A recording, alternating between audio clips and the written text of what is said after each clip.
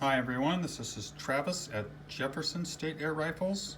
We're going to go over the assembly and adjustment of the Umarex Tuning Kit. First we're going to go over the tiny little spring right here that we install from the kit. Back here is the adjustment. Once you drop it in, you can adjust this forward and backwards for more or less pull weight. Now, if you adjust this too far in, what that'll do is that'll put pressure pushing the trigger forward and putting a lot of load on the sear. Right now it's perfect. But if you adjust it way in, it'll put so much pressure on here that the sear won't roll back up after you pull the trigger. It'll just be bound up. So if you get one that's bound up, be caused by two things. One, the adjustment screw was too far in and pressing up against the sear too much. The second problem is, and I've seen this on several of the Umarex guns, is that there is a washer on the spring pivot. There should be one on each side. I've seen on several guns already, two being on one side and one being on the other. If there's two on one side and one on the other, take the extra one off so there's one on each side. If you have two on each side, what will happen is, when you tighten this down and put the screws in it, it will pinch together and cause the trigger to bind. And it doesn't take very much before the trigger binds up by being pushed down with the extra washer in there, where it will not release. When you pull it, it'll stay down, and then the sear will rotate back and forth and not engage. So make sure one washer on each side, make sure you don't have the spring over tightened, and you'll be good to go there. Okay, now to the most important part, burnishing the new valve in. The old valve has a very spongy, soft material, and it seals very easily. And I've heard people say, why not remove the outside diameter of the brass and just use it? Well, if you do that, the actual valve will come apart. This material is super soft and gooey and gummy, so it seals easy. And if you remove the brass part, it will just flare out and you're going to have a valve come apart on you and a gun that does not work. As you can see inside of the valve how tight the space is. There's very little room for it to breathe. The new poppet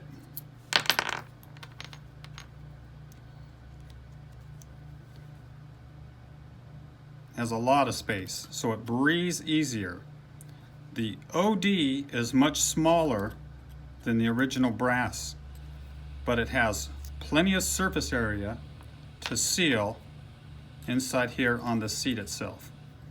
Okay, so we need to burnish the new valve in because it's a harder material. It's made out of Delrin, and it needs to seat up against that seat down in there. So how do we do that? What's the best procedure? The way I do it is I take a piece of sandpaper, I fold it over 3 times.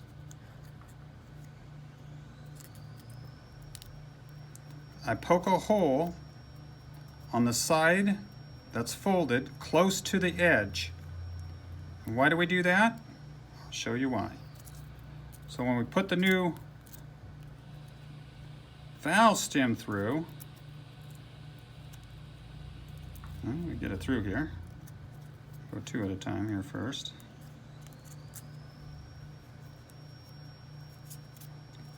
Get the third one through. We push that down. The folded edge is barely over the OD of the poppet. I'm going to take scissors, and we're not going to cut off the folded edge side. Otherwise, you would have 3 pieces of paper on there and not one acting all together. So we're going to go ahead, cut it all off, except for that front edge. Now it's 1 piece of paper, acting all together. If you cut it all the way around, what you're going to end up having is 3 pieces of paper. Well, 1 stuck together. 3 pieces of paper, and that's not going to work. So we got our 3 pieces, our 1 piece of paper acting as 1 here. Let's fold it over 3 times. That's going to put a sanding surface on against the poppet. It's going to put a sanding surface against the seat. I'm going to drop that in our valve. We're going to hook it to our cordless drill. We're going to push out and away, and we're going to spin it forward.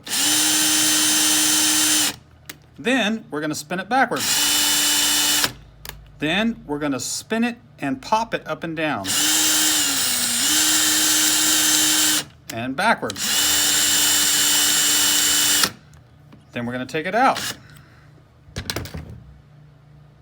Now what that has done is that made the seat flat to the poppet, but we still haven't burnished the poppet in. Now we just have 2 surfaces that are the same, and now we're going to burnish it. Final burnish. So we're going to push out again and spin it forward, spin it backwards, spin it forward, spin it backwards.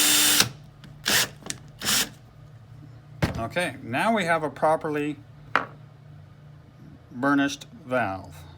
Well, this one still isn't quite done. It needs a little bit more spinning. I don't know if you can see that. See how it's only got a ring around part of it? We need a complete ring. This is one that I did earlier. Can you see the smooth ring that it made around the poppet?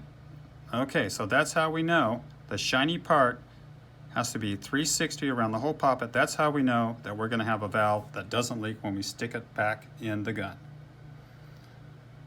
Okay, and then all we have to do is go ahead and put a little Loctite on the threads here. Do not tighten this all the way down. Make sure your spring's in there. You're only going to tighten it down a little bit. That's going to take the pressure off the O-ring. And then once we push this all the way down in the tube and we put our screw in the bottom, then we can reach in with a flathead screwdriver and turn this until it's nice and tight. That pushes the O-ring out against the surface of the walls. Then we're done. We assemble it. At that point, we want to cock the gun. Once we got it all together, the end cap's on, fill the gun up with it cocked, make sure the safety's on, up to 3,000 psi. If you hear any leaking at that time, once we get it up there, don't take the gun apart again. Go ahead and cycle it and shoot it 10, 15, 20 times, and that will usually take care of any little minor leak at that point. All right? All right, guys, thanks. Okay, so now we got the gun all back together. We got the new adjustable end cap on. It's setting with the adjuster flush against the back. The gun's aired up. We take our first shot. It's 400 feet per second, 300, whatever it is. This is when we start making our adjustment here. Okay, so here's how I do it. Fill the gun up, 3,000 psi. Take your first shot, write it down, 300 feet per second, whatever it is. Start making your turns 1 turn at a time. Take a shot, 400, whatever it is. Make another turn. Take a shot, write it down, and so on and so forth. And then stop about 25 to 50 feet per second before you get to the speed you're trying to tune to. So for tuning in 900, we're going to stop at 850, and then we're going to start making tiny little adjustments and tiny little adjustments until we get to our set speed, and then we're done. Now you can shoot your shot strings. You're going to have your gun where it's easy to cock, and everything's going to be hunky-dory.